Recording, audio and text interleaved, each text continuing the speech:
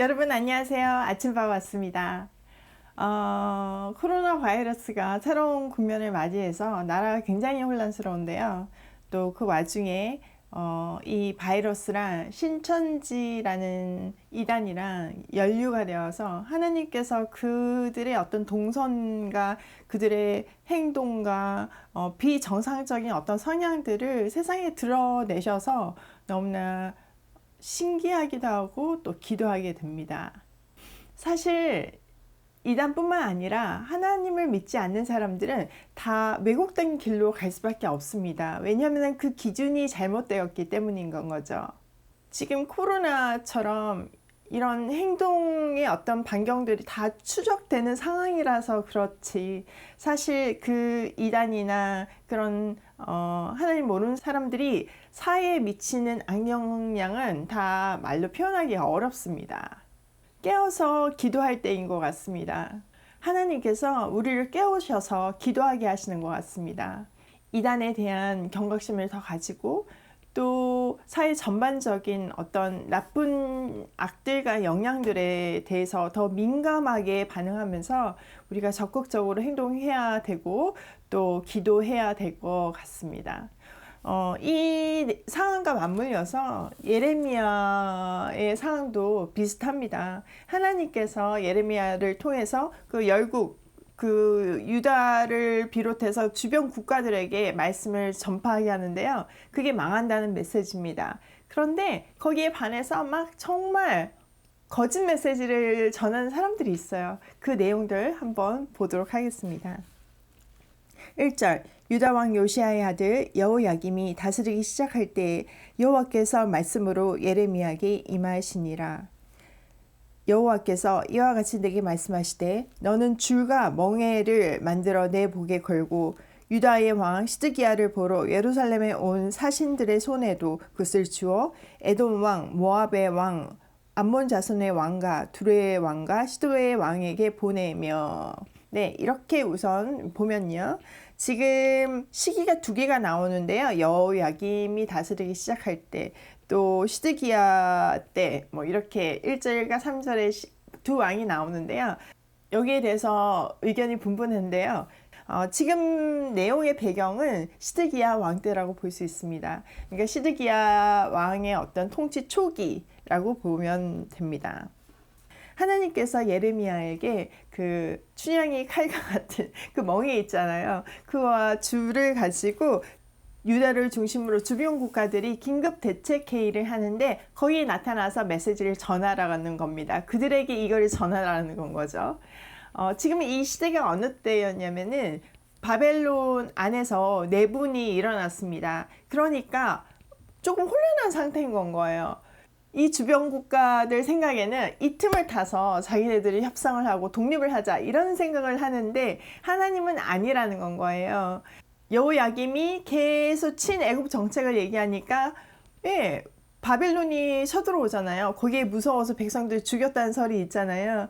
그런 상황에서 여호야긴을 세웠는데 여호야긴을 바벨론이 끌고 갔어요. 그러면서 세운 왕이 시드기야예요. 바벨론에 의해서 바벨론을 성기라고 세운 왕이 시드기야인데 바벨론이 왕을 세우면서 어떤 왕을 세웠을까요? 아주 똑똑하고 유능한 왕을 세웠을까요? 아니죠.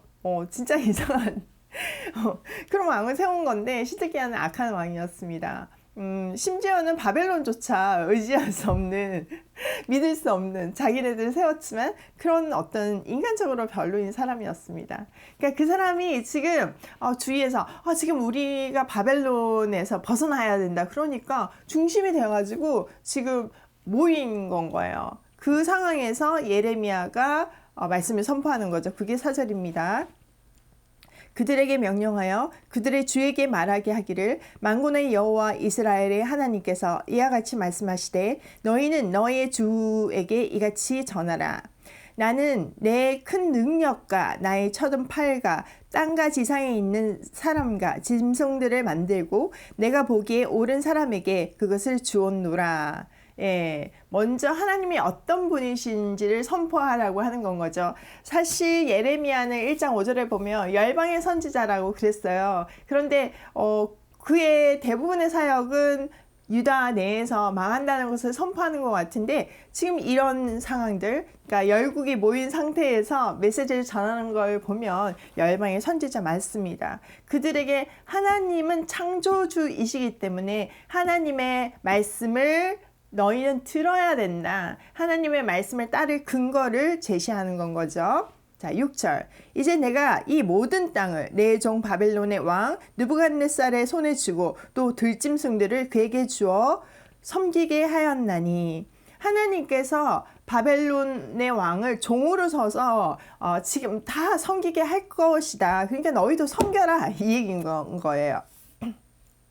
7절. 모든 나라가 그와 그의 아들과 손자를 그의 땅의 기한이 이르기까지 섬기리라. 또한 많은 나라들과 큰 왕들이 그 자신을 섬기리라. 하나님께서 또 강조하시는 것이 그 바벨론도, 하나님 지금 종으로 쓰고 있는 바벨론도 기한이 있다는 건 거예요. 그 기한까지는 너희가 바벨론에게 복종해라. 왜냐하면 그가 통치하게 통치권을 줬기 때문이라는 건 거죠. 8절. 여호와의 말씀이니라. 바벨론의 왕 느부갓네살을 섬기지 아니하며 그 목으로 바벨론의 왕의 멍에를 매지 아니하는 백성과 나라는 내가 그들이 멸망하기까지 칼과 기근과 전염병으로 그 민족을 벌하리라. 하나님께서 분명히 밝히시는 것이, 하나님이 지금 바벨론을 종으로 쓰는데 거기에 복종하지 않는다면 어떻게 한다고요? 칼과 기근과 전염병을 그 백성이 멸하기까지, 파멸되기까지 계속 보내신다는 겁니다. 그러니까 순순히 엎드려라, 이 얘기인 거죠. 자, 9절. 너희는 너희 선지자나 복술가가 꿈꾸는 자나 술사나 요술가가 이르기를 너희가 바벨론의 왕을 섬기게 되지 아니하리라 하여도 너희는 듣지 말라. 네, 주위에 그 나라들이 얼마나 우상을 많이 숭배했어요. 그러니까 수많은 복술가와 점장이들이 아니다, 평안이 온다, 바벨론 안 섬겨도 된다, 이렇게 얘기할 거지만 결국은 하나님 말이 옳다는 건 거예요. 이들한테 어떻게 보면 옵션이 있는 것 같아요. 뭐 다른 술사들의 말을 들을 수도 있고 하나님의 말씀을 들을 수도 있는데 역사가 증명하죠, 어떻게 되는지를. 근데 하나님의 말을 들어야지만 정말 살아남을 수 있다는 것을 증명했습니다. 그러니까 이게 옵션인 것 같지만 옵션이 아니라 하나님의 말씀을 따를 때만 정말 생명의 길이 있다는 것을 우리에게 알려주는 겁니다. 구원의 길도 똑같은 건 거예요. 그때나 지금이나 다 똑같습니다. 10절. 그들은 너희에게 거짓을 예언하여 너희가 너희 땅에서 멀리 떠나게 하며 또 내가 너희를 몰아내게 하며 너희를 멸망하게 하느니라. 네, 거짓 예언으로 결국은 망하게 인도할 것이다, 이 얘기를 하는 거죠. 11절. 그러나 그 목으로 바벨론의 왕의 멍에를 메고 그를 섬기는 나라는 내가 그들을 그 땅에 머물며 밭을 갈며 거기서 살게 하리라 하셨다 하라. 여호와의 말씀이니라 하시니라. 하나님께서 그들이 만약 하나님의 말씀에 순종해서 바벨론에게 순종을 하면 그들의 자치권을 허락해서 그 땅에서 쫓겨나지 않고 그 땅에서 밭을 갈면서 먹고 사는 기본 자치권을 남겨두시겠다는 약속을 하시는 건 거죠. 12절. 내가 이 모든 말씀대로 유다 왕 시드기야에게 전하여 이르되 왕과 백성은 바벨론 왕의 멍에를 목에 메고 그와 그의 백성을 섬기소서. 그리하면 사실이라. 네, 예레미야가 시드기야와 그 백성들에게 지금 바벨론한테 투항할 때입니다. 친애굽 정책 말도 안 됩니다. 이 연합군 말도 안 됩니다. 그냥 바벨론에게 섬겨야지만 유일하게 살 수 있는 방법입니다. 디렉션을 주는 거죠. 13절. 어찌하여 당신과 당신의 백성이 여호와께서 바벨론의 왕을 섬기지 아니하는 나라에 대하여 하신 말씀과 같이 칼과 기근과 전염병에 죽으려 하나이까. 만약에 하나님의 말씀을 거역하고 바벨론을 반대하면 칼과 기근과 전쟁의 전염병이 그들을 기다리고 있을 것이라는 거죠. 14절. 그러므로 당신들은 바벨론의 왕을 섬기게 되지 아니하리라 하는 선지자들의 말을 듣지 마소서. 그들은 거짓을 예언함이니라. 계속 거짓 선지자들이 있으니까 그 말에 귀를 기울이지 말라고 당부하는 겁니다. 이는 여호와의 말씀이니라. 내가 그들을 보내지 아니하였거늘 그들이 내 이름으로 거짓을 예언하니 내가 너희를 몰아내리니 너희와 너희에게 예언하는 선지자들이 멸망하리라. 하나님은 그 거짓 선지자들을 보낸 적이 없고 평안의 메시지를 준 적도 없기 때문에 그 선지자들도 몰아낼 것이고 그 예언하는 선지자들은 결국은 멸망하게 될 것이라는 겁니다.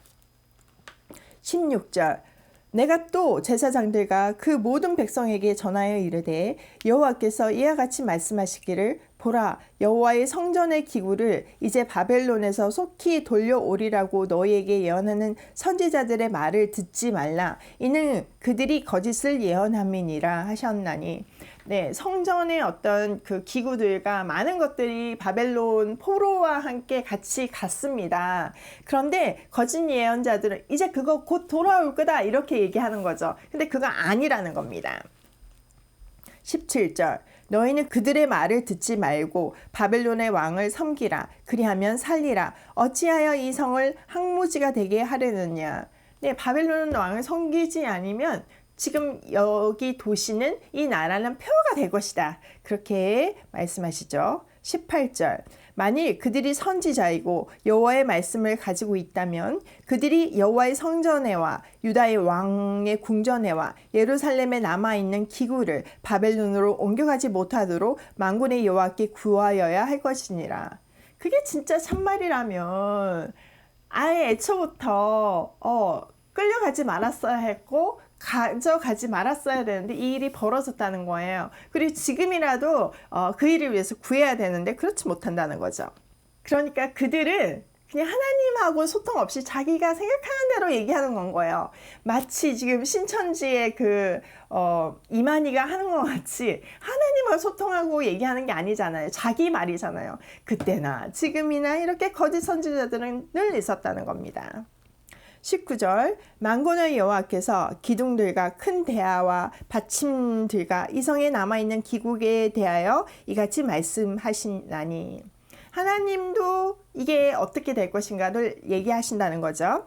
20절 이것은 바벨론의 왕 느부갓네살이 유다의 왕 여호야김의 아들 여고니아와 유다와 예루살렘의 모든 기인을 예루살렘에서 바벨론으로 사로잡아 옮길 때 가져가지 아니하였던 것이니라. 지금 남아있는 것은 그나마 이제 잡혀갈 때 갖고 가지 않은 것들인데, 자 21절 만군의 여호와 이스라엘의 하나님께서 여호와의 성전과 유다의 왕의 궁전과 예루살렘에 남아있는 그 기구에 대하여 이와 같이 말씀하셨느니라. 그것들이 바벨론으로 옮겨지고 내가 이것을 돌보는 날까지 거기에 있을 것이니라. 그 후에 내가 그것을 올려와 이곳에 그것들을 되돌려 두리라. 여호와의 말씀이니라. 일단 이것들은 바벨론으로 옮겨진다는 겁니다. 그리고 하나님께서 그곳에서 바벨론에서 그것들을 보호하신다는 거죠. 다 없어지지 않게. 그리고 때가 찼을 때 그곳에서 옮기실 것이라는 얘기를 하십니다. 이 말씀은 예언대로 그대로 성취되었습니다. 바벨론이 페르시아에게 망하는 그날 밤에 이제 그 왕이 막 너무 이제 막 뭐 이렇게 교만해져가지고 잔치를 계속 벌였잖아요. 교만해져가지고 그때 예루살렘 성전에서 갖고 온 그 성전 기물들에 지금 술을 좀 마시자 이래가지고 그걸 사용하다가 갑자기 하나님 손을 이렇게 보내가지고 글을 쓰게 하고 다니엘이 해석하게 하고 그날 밤에 죽고 이런 얘기들 아시잖아요. 그리고 나서 70년 만에 이제 페르시아가 포로 기한 정책을 썼을 때 예루살렘의 그 성전 보물들을 함께 갖고 갈 수 있도록 배려하잖아요. 그러니까 이렇게 하나님의 말씀은 진짜 성취됩니다. 그러니까 이렇게 한 치 앞이 안 보일 때는 우리는 그냥 하나님의 뜻을 묻고 그 앞에 엎드리고 그 말씀대로 한 걸음 한 걸음 가는 수밖에 없습니다. 우리 인생이 그 여정입니다. 참 이 내용들이 지금 신천지가 하고 있는 상황들과 그 내부 지령을 내리는 그런 내용들과 너무나 흡사한 것 같아서 진짜 하나님 말씀이 사실이구나 그렇게도 생각이 되고 씁쓸하기도 합니다. 그 사람들이 너무 불쌍한 건 거죠. 하나님의 말씀은 아주 실질적인 우리 삶의 가이드라인입니다. 지켜도 되고 안 지켜도 되는 옵션형이 아니라 완전한 명령형입니다. 그리고 편법이나 변경은 허용되지 않습니다. 눈 가리고 앙도 통하지 않습니다. 아주 심플합니다. 말씀대로 살면 사는 것이고 아니면 죽는 것입니다. 우리는 최첨단을 말하고 4차 산업혁명을 얘기하고 생명을 영원히 연장시키는 과학기술에 대해서 논하고 있었습니다. 이렇게 미래를 자만하고 있는 인간들에게 하나님이 얼마나 위대하신 분인지 또 우리가 얼마나 연약한 존재인지를 알려주는 예방주사와 같은 그런 상황인 것 같습니다. 잠잠히 하나님 앞에 엎드려서 비단 코로나뿐만 아니라 사회 전반에 깔려있는 이런 악들, 눈에 보이지 않는 바이러스 같이 퍼져있는 영적인 바이러스들을 척결하는 시간이 되었으면 좋겠습니다. 오늘도 오직 십자가 앞에 엎드려 은혜를 구하며 구고싱입니다.